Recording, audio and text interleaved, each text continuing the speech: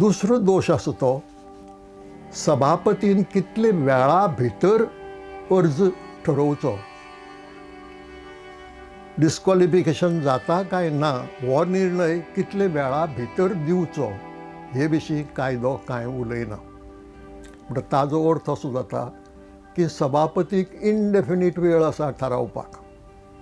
आनी आज मेरेनचो इतिहास असो की सभापती म्हयन्याचे म्हयने, वर्स देड वर्स 2 वर्सां असले अर्ज उशापोंद घेवन न्हिदल्यात.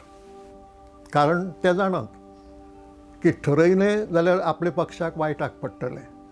म्हणटकच विधानसभा सोंपता जशें तें ठरयलें 5 वर्सां तांकां भोगूंक मेळ्ळी.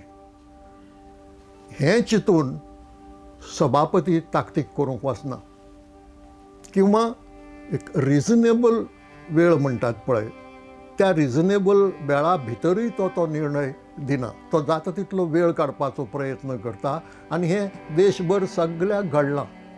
उत्तर प्रदेशांतली एक गजाल आसा जंय 1.5 वर्सां परस चड तो अर्ज उशाक घेवन न्हिदलो.